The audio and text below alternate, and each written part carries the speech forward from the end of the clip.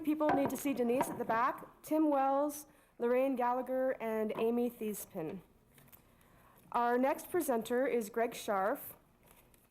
He is in private practice. He provides counseling and psych evaluations to those involved in sexual harassment and unjust termination cases, and he acts as an expert witness in court. He's a columnist for the Californian edition of the North County Times, which is San Diego and Riverside County's second largest newspaper, as well as a freelance photographer and writer for the Valley News. He has over a decade of experience working in the field of domestic violence, conducting group therapy. He also does glam 1930s photography in the style of George Hurrell and has received honorable mention for 3 consecutive years at the San Diego County Fair. And his presentation is appropriate for this weekend. It is on the Exiled Heart, Sex, Eroticism, and Love. Please welcome my friend Greg Scharf.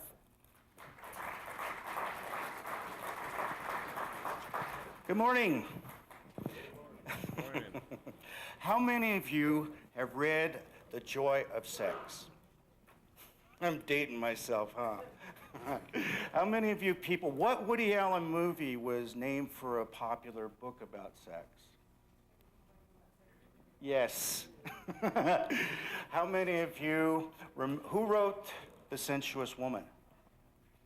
Jay. And last, who was the happy hooker? Xavier Hollander, very good. How many of you watched the opening of the Olympic ceremonies last night? How many of you wish that Bob Costas and the other guy would have just shut up and let it think? Yeah, they're in the Howard Cosell school of being annoying. But you know what was weird to me about that last night is to look at how many thousands of people at one time were enjoying one of the greatest moments of their life. That energy there was amazing. Now today I'd like to do that in microcosm. Right now, from time to time during the lecture, your mind's going to wander. That's normal. But what I'd like you to do during that time is to think of a peak experience like that. Might be graduating from college, might be making a huge achievement, it might be the birth of a child, whatever, but I'd like you to think on one of those peak experiences, and I will tell you why later. Okay.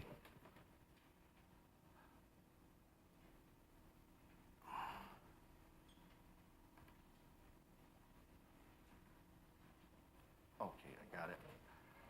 All right, I'd like to dedicate this to my friend Dale Henry Haskamp. Those of you who've been here before, you might know him. He is Adrian's husband and a good friend, and it's very appropriate that I give him honor today because he exemplifies exactly what I'm talking about today, in that how he manifested Eros in his life, in his joy of living, how he manifested Eros in his love for Adrian, his love for the Red Rocks of Colorado, and the magic way he had of convincing you that you were his best friend for years. So if you will join me just for a few seconds of silence on his behalf. Thank you. I'd also like to tell you, Dale helped me get in big trouble a couple years ago. I had this stupid idea. I was doing a presentation on Johnny Cash, and for some reason I decided to wear a rockabilly shirt, which I've never seen Johnny Cash wear. I don't know where I got the idea, but I decided to complete the ensemble by wearing my Foster Grants on up here. Problem was, and Dale gave me the encouragement I didn't need. He thought it'd be cool. Problem is, it's very dark up here, and I couldn't read my own notes. And my sunglasses are prescription, so when I took them off to read, I couldn't read my own notes either, so it made a very interesting presentation. Okay. Now I'd like to also dedicate this to my son Eric, who is in Haiti right now in the relief effort. Unfortunately, he's probably going to go to Afghanistan in November, which I'm not looking forward to. But he was telling me that the long arm of creativity and madness has reached even to Haiti. I did a presentation on Hunter Thompson a few years ago, and Eric fell in love with his work and took one of his books, The Rum Diaries, to Haiti with him, as well as Steppenwolf. Eric has been here before. And Sean Penn is working down there. He brought his own team of doctors, and he was unloading a truck with Eric, and Eric had asked him, I understand you were friends with Hunter Thompson. And Thompson was just surprised that American GI would understand who Hunter Thompson was. And he said, hey, you know, why don't we get together and talk? And so I'd also like to dedicate this to the good doctor in hopes that I don't go over the edge today on this very, very powerful topic. This topic came about as a conversation with another therapist when we were talking. We were both surprised at how many couples had put sexuality on their back burner. And we were even most surprised to find out that it wasn't just the distressed couples coming for counseling or my couples involved in domestic violence. It's a lot of couples. And the interesting part is that intimacy doesn't necessarily breed excitement. It's a normal function. And if sexuality slows down over the life of a relationship, it certainly does not mean that anything's wrong with it. But we were looking at some of the stats. 20% of couples have sex less than 10 times a year. And, you know, the complaints about low desire are the #1 problem bringing clients to sex therapists. And I understand this DINS means dual income, no sex.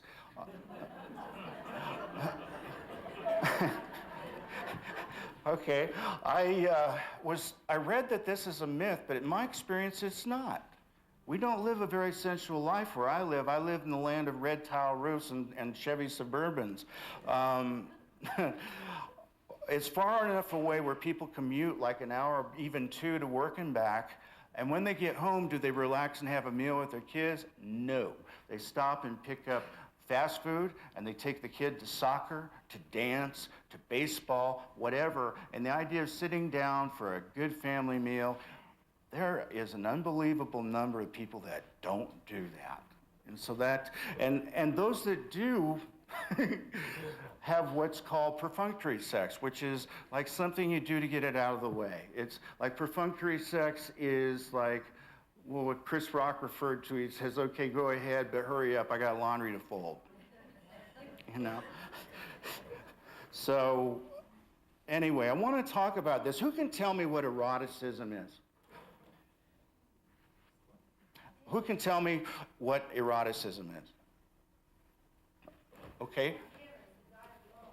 Very good. We're going to start about that. We're going to talk about that. What I want to do today is explore. I will not leave you with 5 steps to spice up your relationship.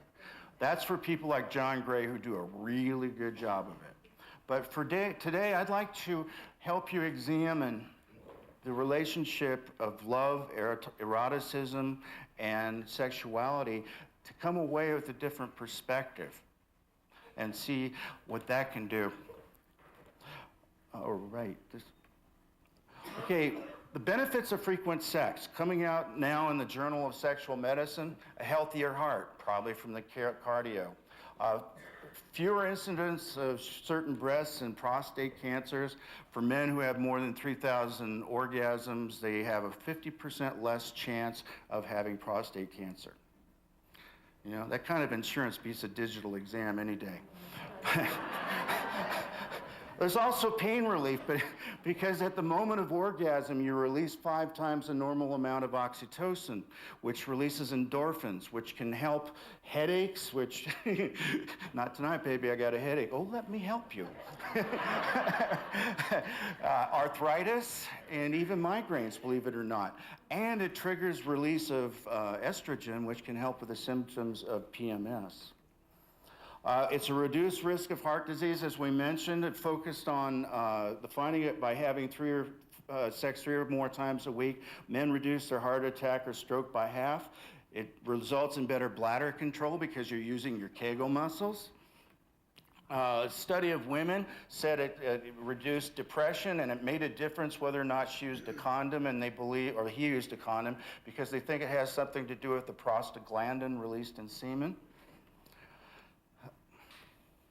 Now, I don't know about you, but the reason I wanted you to think about the peak experience you had, the most wonderful experience in your life, is that is what Jack Moran has done in this wonderful sex book, The Erotic Mind.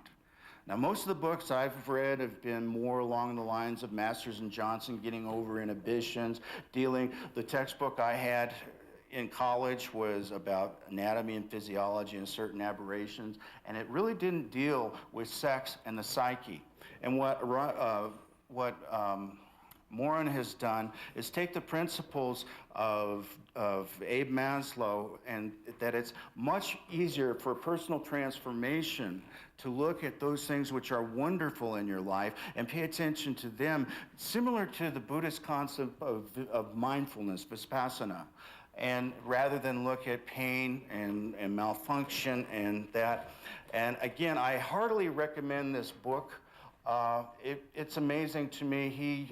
By looking at some of the workshops he does, I'm pretty sure he's a gay man, and when a gay man can teach a straight man, a middle-aged straight man about sex, I think it's pretty darn impressive. Yeah. But again, we think some 60 to 70,000 thoughts a day. Most of them aren't very nice. The theory of cognitive behavioral therapy is to argue the logic in them. Instead, this guy is suggesting to focus on those parts, those benchmark periods of pleasure, because especially distressed couples are amazingly able to ignore cues that might trigger something wonderful in their life. And again, we can only have one of those peak experiences, but Oscar Wilde said that the secret of life is to reproduce them as often as possible. All right, this is one of my favorite stories. You may have heard the ballet by Ravel. It's Daphnis and Chloe. It's about a boy and a girl who have been abandoned as infants, suckled by one by sheep and one by a goat, and then raised by their herders. And as they get older, they become friends, and they hit puberty, and all of a sudden, they got this feeling towards each other. And it's amazing. Let me see if I can get this music going. This is one of Ravel's best pieces. The volume. Just volume on. Volume? Okay. Yeah, I have it all the way up. Okay. Thank you, Barry. Thanks. All right, this is Ravel's ballet about Daphnis and Chloe. They don't know what to do. This book was written to heal the sick, to cheer the desponding, to bring back memories to those who have loved, and to impart instruction to those who need it. It was also regarded as a cure for impotence. But again, Daphnis and Chloe have fallen in love with each other. They don't know what to do with it. A cowherd tells them to embrace, to kiss, and to remove their clothing, but they still can't figure it out until Daphnis gets a hold of an older woman to teach him how to do it. And ultimately, because of the movements of Eros, Pan, Dionysus, and the nymphs, they're guided to sexual bliss.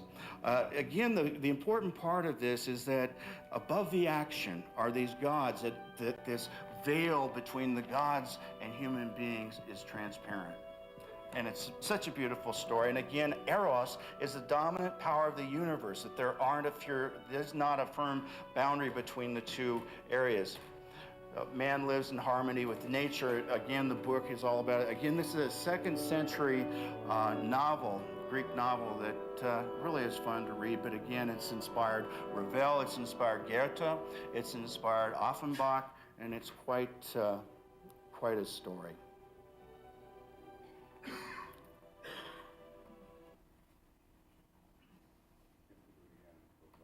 Thanks. All right, here's Maurice Ravel, who wrote this. This ballet was originally danced by Nijinsky. 1999, I think it was. All right. What's tomorrow? Valentine's Day. You know, a little knowledge can be dangerous. I mean, real dangerous to a relationship. Last year, I spoke on Valentine's Day, and when I woke up, my girlfriend had a cup of coffee ready for me, and she said, "Hey, will you be my Valentine, baby?" And like an idiot, all I could think of is St. Valentine was a martyr who was stoned, clubbed, and beheaded by Emperor Claudius, so I told her, "Thanks for asking, but I'm good."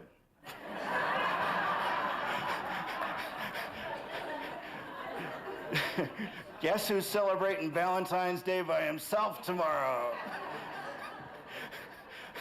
Therapists can be such relationship morons. I had a friend who's been married a long time, and his wife said, I want to try something new. And he says, what do you want to do?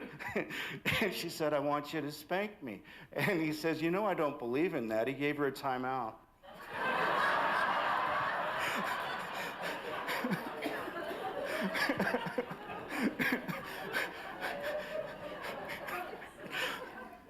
But you see this little character, and he looks about right to shoot an arrow into Pepe Le Pew or Bugs Bunny. He seems very trite.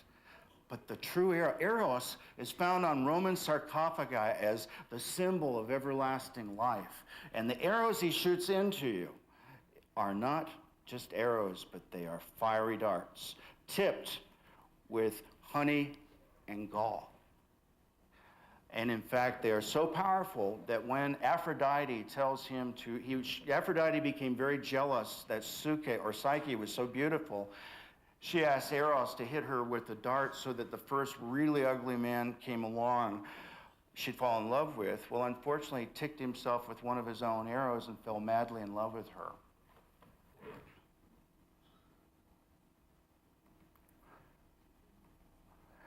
Sigmund Freud said that Eros is libido. It's the life instinct, the desire to create life favoring productivity and construction. Now, Jung said that a lot of people think that Eros is about sex, and he says it's not. It's about interconnection. He said in classical time, when such things were properly understood, Eros was considered a god whose divinity transcended our human limits, who therefore could neither be comprehended nor represented in any way. I might, as many before me have attempted to do, venture an approach to this daimon, whose range of activity extends from the endless spaces of the heavens to the dark abysses of hell. But I falter before the task of finding the language which might adequately express the incalculable paradoxes of love.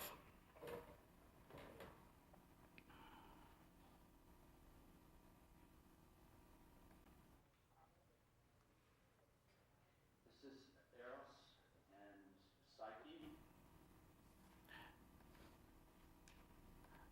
And Eros and Psyche had a little girl by the name of Voluptas or Idon, who is the goddess of sexual bliss.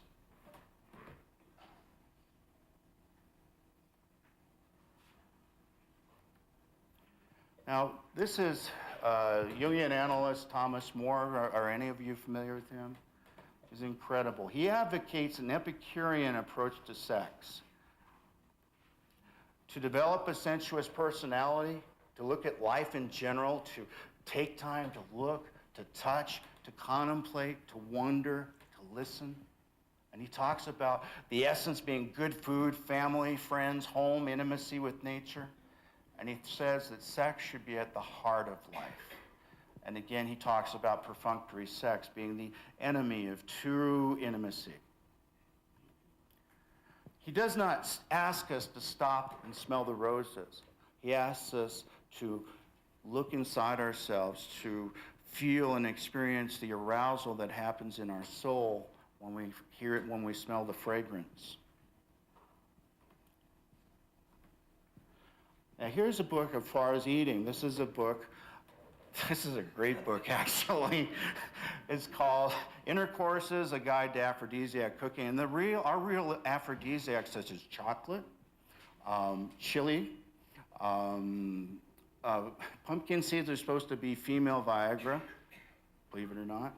And although the book doesn't say it, you're going to hear this from me, is there's certain things you should not indulge in after eating hot chilies. Here's a more sensuous, bathing together, flirting with each other,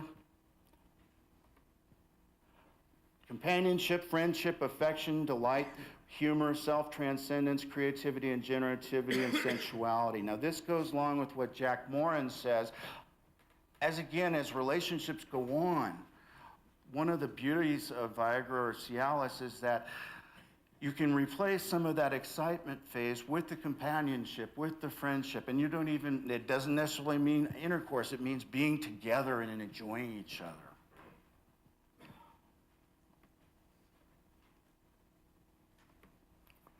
Now in America, we like junk food. We want it now. And how much of it do we want? We want more. And so McDonald's is one of our biggest restaurants, etc. Now, we have junk sex. You know, Cosmo is nice. How to bring sex that brings you closer, how to win his heart. And it implies that you can't be fully healthy without a healthy sex life, meaning a lot of sex. Here's what guys crave after sex. Well, more sex, sleep, I don't know. This is Maxim. I used to take it because of the photography. It was something to copy, but it really just exemplifies sex. By one of the articles they published is Living Sex Legends. And those legends are legends because they've had sex with a lot of women. Wilt Chamberlain didn't make it. He was allegedly with 20,000 women. Can you imagine if a woman told me she had 20,000 lovers, I'd be like, whoa, thank you anyway. But Bill Wyman is supposed to have been with 1,000. Hey, promiscuity has really worked for Magic Johnson, hasn't it? He's HIV positive. There's Jack, forget it, Julio Iglesias, Gene Simmons, Charlie Sheen, and whoever this guy Umberto Bilo is, he's kind of interesting.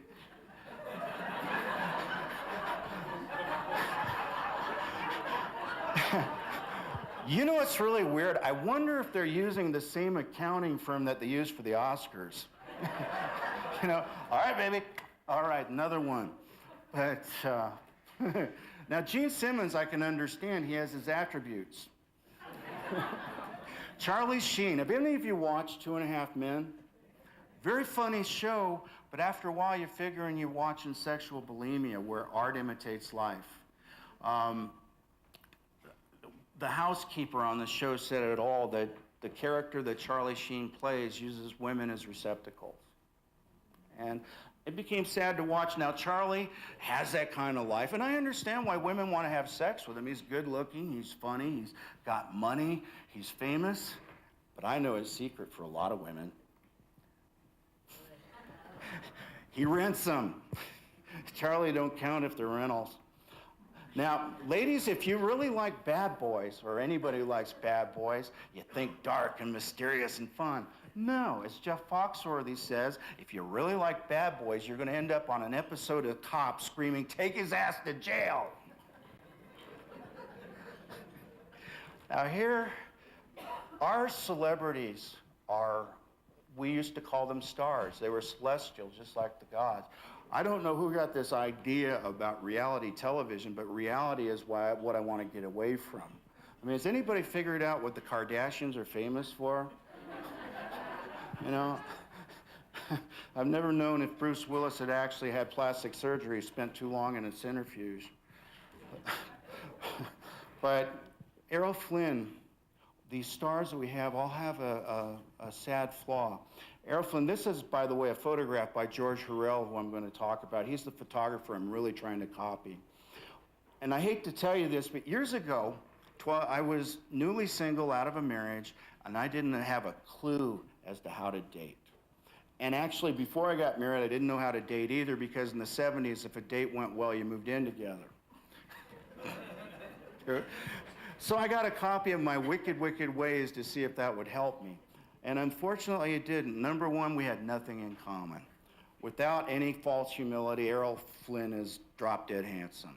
Number one, he was Hollywood's biggest draw. And he was also very wealthy. But number two, the last one that we did not have in common is my mother was very nice to me.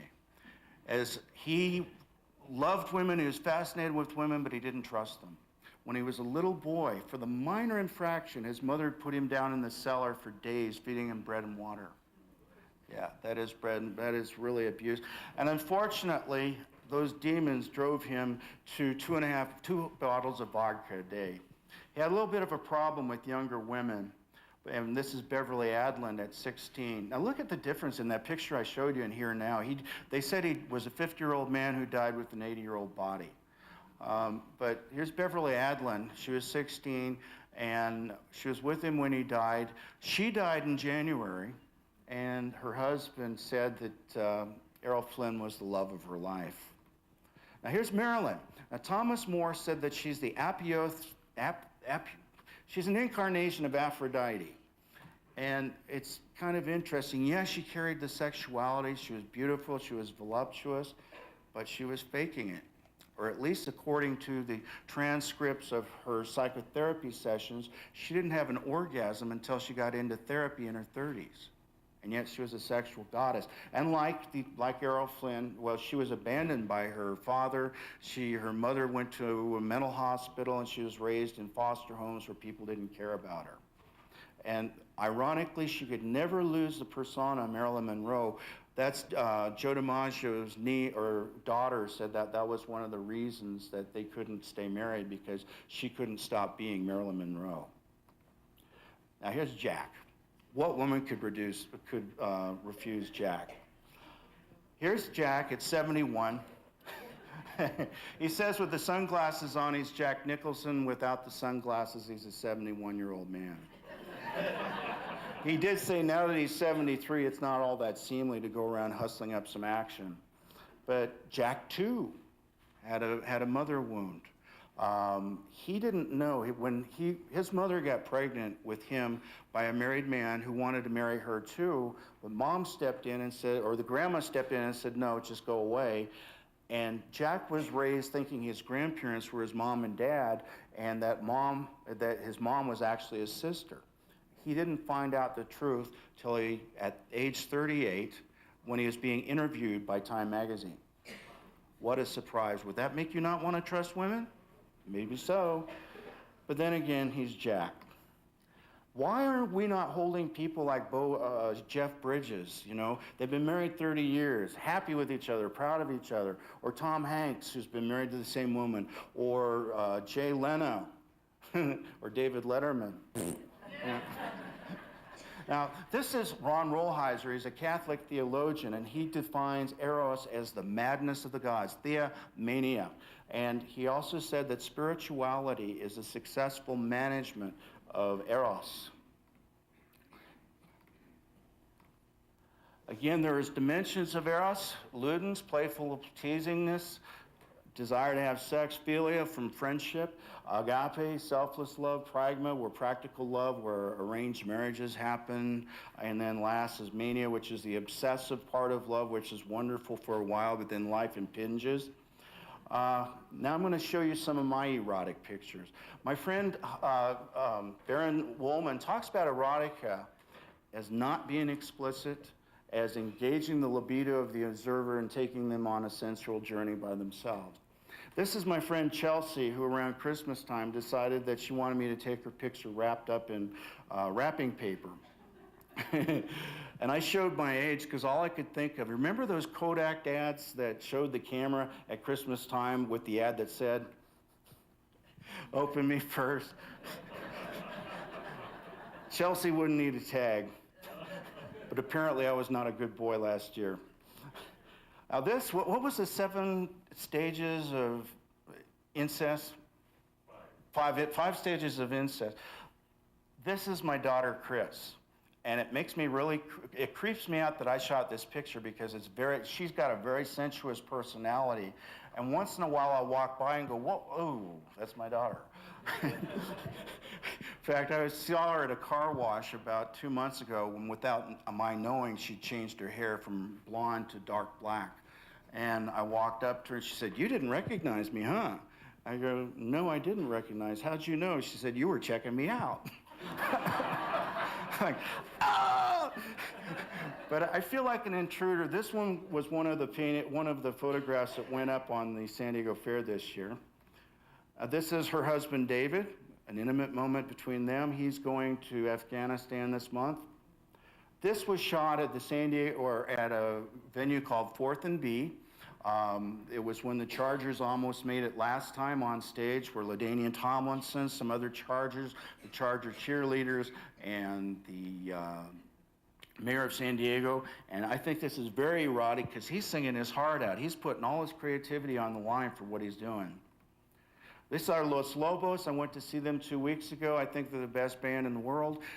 They played at UCLA, and they had their grandchildren in their wings. A daughter came on and sang The Haunted Mansion. Can you imagine them singing? They were singing the theme from The Haunted Mansion in a ska style. It was just really, really good. And they had the grandkids come on for the finale, and then they got to meet the band. Now, my kids call me Crazy Grandpa, and so I was really wanting them to autograph my CD saying Abuelo Loco. But when I got to have them sign my album, I was too starstruck, and all I could say was thank you. This was a quinceañera. Look at the pride in this man. He was very poor. This doesn't show that his jacket doesn't match his pants. He was very poor, and the eros was the family connectedness, because this was like a wedding. There's a huge cake that a couple aunts bought. A couple other aunts brought this dress. There was a transformation in this little girl, because they had pictures of her normally. She looked like a little gangster, but here she is as a beautiful young woman, you know, with the, huge eye makeup and that. And they were so proud of her, and she was so beautiful. And another uncle made the food, and they insisted I quit shooting pictures so that I could sit down and eat lunch with them. That was pure eros to me. Now, this is a guy home from the war, getting to know his little boy. And this is them last October, trick-or-treating at my house. This is my grandson. I didn't shoot this picture, but again, it's a family enjoying each other. And this is my ofrenda at home. Well, you can't see much of it. But again, with the Day of the Dead, I was explained, as Anita probably said, that the Day of the Dead means that death changes relationships and doesn't end them. And likely as not, here again is a woman walking away from the casket of her husband after a 40-year marriage. And the eros was all the people connecting with her and being there for her at this tragic moment. This was another erotic picture that I did not shoot. It was shot at the Home for the Dying that Mother Teresa built in Calcutta. And here's what could be more intimate than a girl connecting with her God. This is actually my daughter Lauren. This I got honorable mention for at the San Diego Fair this year. There was a much better picture that caught my attention. I went down there, and I was standing by my picture hoping somebody would go ooh and ah, and nobody did. But there was a picture about 5 feet away I couldn't stay away from. It was a picture of a bald man and a bald woman. She's standing behind him. She's looking tentative and kind of scared, and he's looking confident and joyful. And she's obviously feeding off his energy. And this beautiful woman came up to me and says, "You keep coming back to this picture." I go, "Yeah, it's amazing." And she said, "I'm glad to hear it. That's me in the picture." "Really?" She said, "I'm a breast cancer survivor." "Oh, wow." I said, "You're in remission?" She said, "Yeah." I said, "So you're cured?" And she smiled indulgently. She said, "You're never cured of breast cancer." And she and her boyfriend were sucking the marrow out of every day they had together. The sad news is I've lost contact with them. They were going to let me use that picture, but I've not been able to reach them for the past 2 months, so I'm very afraid for them. This is George Harrell. He was Hollywood's top photographer from the 30s to the 80s. Sharon Stone said that when he was shooting her, she felt like he was making love to her. I think he was. This is Octavio Paz, Mexico's poet laureate. He passed away, but he wrote a book called The Double Flame. And for him, the bottom of the flame is sexuality, the yellow part is eroticism, and the red part is love. And they all go together, or better put, the sexuality is a root, eroticism is the plant, and the flower or fruit is love. He said that love or eroticism is a thirst for otherness. He said that it's a crystallization of sexuality, like poetry is a crystallization of language. He said that eroticism is sexuality transferred by the imagination. He talked about this is the perfunctory sex, old young people typified by an aridity of soul. And if lovers lack imagination, even the most intense love can come to an end. Paz continued, "We can go on loving a person despite the erosion of habit and daily life and the ravages of old age and infirmity. Physical attraction may cease, but love is transformed. He used the idea from Plato that at birth we're torn from wholeness, and in love we return to it. Now, this is my buddy Baron Wolman. He was Rolling Stone's first chief photographer. Anybody here last year? I had dinner with Baron last night. It's an absolute treat. And we looked at his work through the perspective of empathy, compassion, and excitement, which is very applicable today. And I was looking for how he was able to access the true humanity of soul of his subjects, and how he could achieve such a high degree of intimacy, like in Jerry Garcia, Hendrix. He said that his secret was just access. In the old days, that the management companies weren't trying to create an image. He was allowed front stage, side stage, etc. But I said that, you know, your access is far more intimate. Your access is almost erotic. It's spiritual. Look at that. He said truthfully that when he was on stage, he lost concept of who he was and got into it. He felt that he was playing his Nikon, while Hendrix was playing his guitar.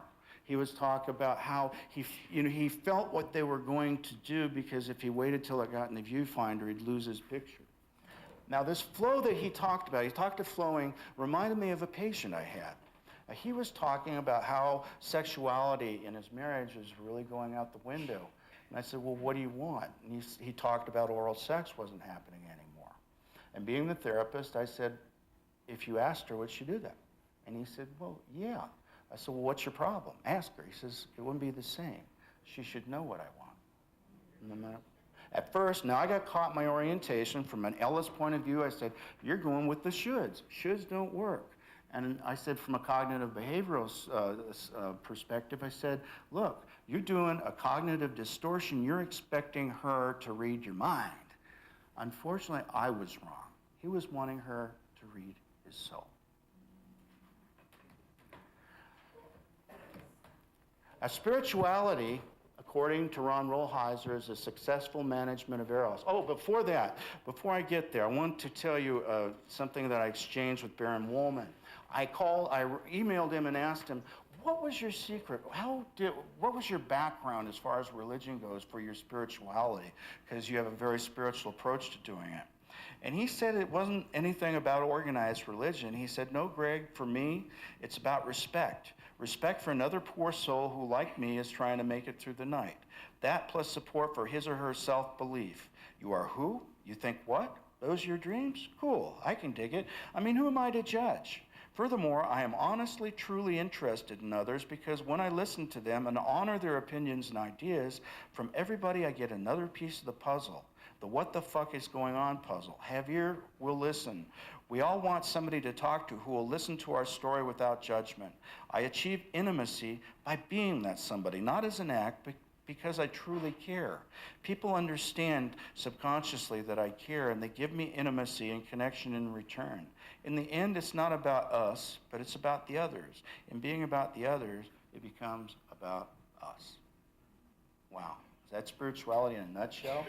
And again, Ron Rolheiser, a Catholic theologian, agrees with him. Long before anything specifically religious needs to be mentioned, it's true if we do things that keep us energized and integrated, on fire yet glued together, we have a healthy spirituality. Plato talked about being on fire because our souls come from beyond, and through the longing and hope it creates within us is trying to draw us back unto itself.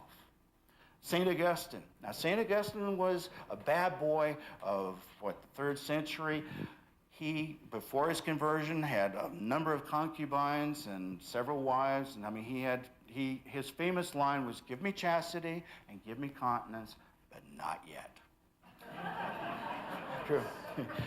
But he talked about spirituality as being, my heart is restless until it rests in thee. Gustave Paz says that love is the closest thing on earth to the beatification of the blessed.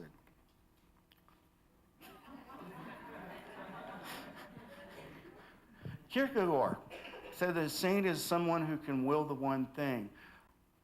Mother Teresa, it's hard to think of her as being an erotic person, but that's exactly what she was doing. She was channeling her energy in one direction. This is a photo that Baron shot, and we were talking about Janice last night. Janice differs from Mother Teresa in that Janice and Marilyn and Errol Flynn and a lot of Morrison couldn't manage their eros, and they flamed out. Again, with the spiritual aspect of sex, to gaze, to touch, we don't take the moments to appreciate the miracles of the present moment. In the 60s, we talked about drugs as a way to experience alternate realities. But people like Ram Dass and Alan Watts said it's useless because we might get an experience, but we don't get a map to get there. And we haven't earned it. But sexuality can be this way, to discover truths about yourself, your lover, life itself. And he, again, Moore says it's one of the most important aspects of human life, second only to religion. Overcoming feelings of being incompleteness or separate. He says spirituality is an act of love and can give us a sense of the sublime. Thomas Merton said that sleeping alone is something God himself condemned. Other theologians say that sex is a foretaste of heaven. Janice talked about it in the oceanic sense. She said that going out and doing a concert was like making love to 15,000 people at once. The sad part, and what drove her to suck down a bottle of Southern Comfort during every gig, was when she said, after I do that, I come home alone. Janice, this was shot at Barron's house, and he said that Janice definitely had some problems. Healthy sexuality is about generativity. The source of creativity, source of sexuality is eros. It breaks us out of our own selfishness, leading us to joy. How many of you heard of the myth of the androgyny? The androgyny was the first human being with 4 legs, 4 arms, 2 sets of genitalia,